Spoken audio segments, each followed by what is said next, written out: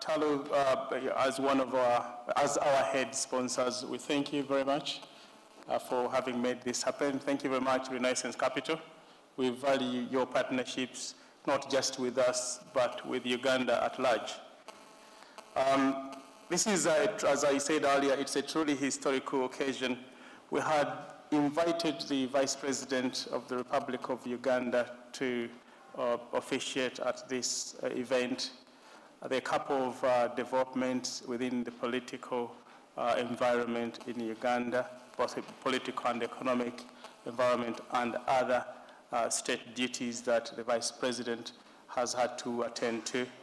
He sent his apologies, and he has sent us a forward, which has been included in our event pack for all of you to read. But he has also sent us 4 ministers today.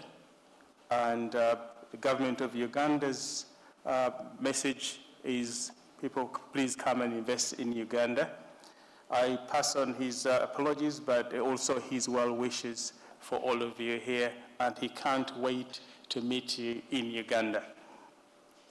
As you've heard from all our speakers this morning, the UK is the most important economic partner.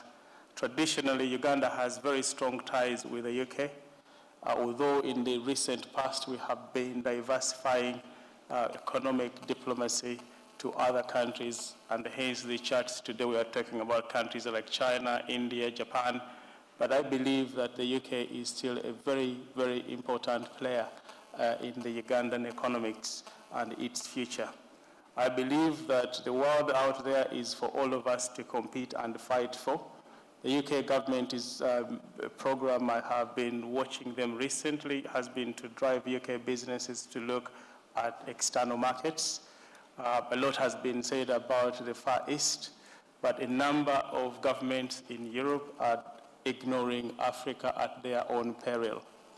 There are so many success stories in this room for people that have invested in Uganda, and we continue to look forward as a company focused on Uganda here in London to try and promote and attract the right investment in Uganda, but of course working very closely with our strategic partners and our key allies like the Uganda High Commission.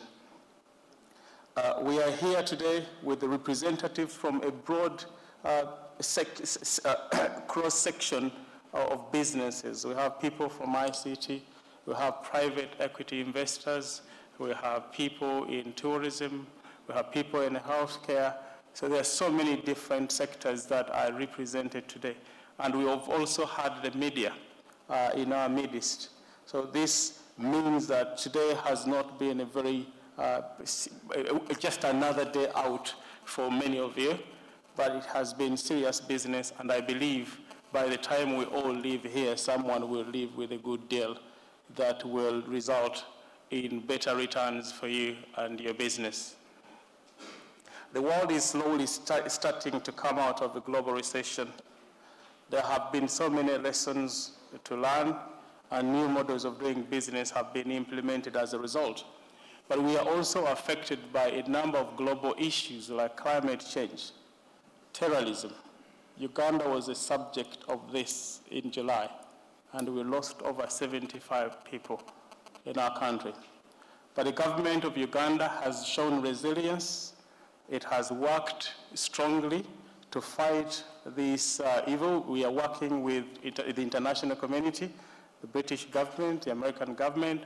Terrorism is a global problem, and it doesn't matter whether it's US, whether it's Uganda, whether it's Pakistan. It is here for us.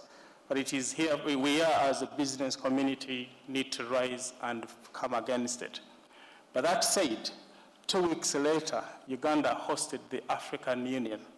I was there in Uganda.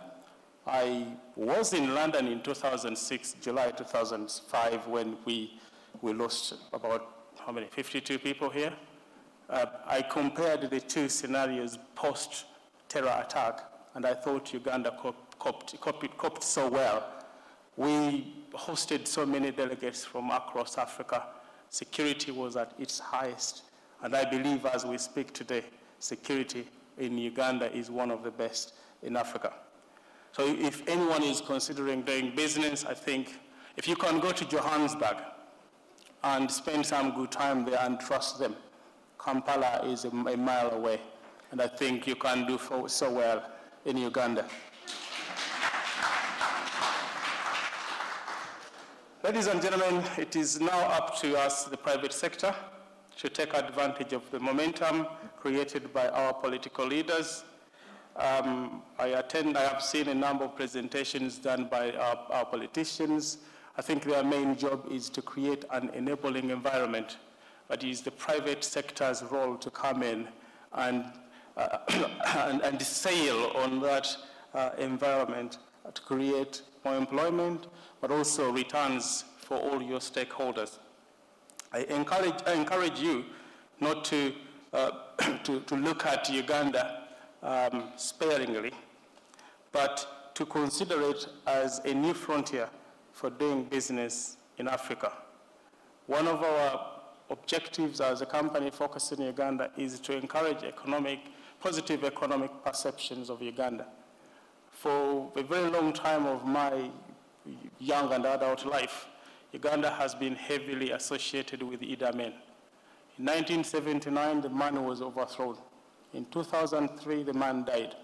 But today, the movie industry is still making a lot of money from Idi Amin. The people in the West are still looking at Uganda, considering its dark past. But Uganda has moved on. Uganda is a big force in African politics, in African economics, and as we have seen today, the figures speak for themselves. You may probably want to look at independent reports. There are so many independent economic reports that talk about Uganda and our achievements. We are a big force in the East African community, which is a new trade bloc that is covering 5 countries, Uganda, Burundi, Kenya, Tanzania, and Rwanda. But on top of that, our strategic location means that not only are we a big player in the East African community, but the resource-rich DR Congo is within our reach, and Southern Sudan is becoming a very big market for those of you who are thinking about trade. So by setting up in Uganda, you have access to a very massive market.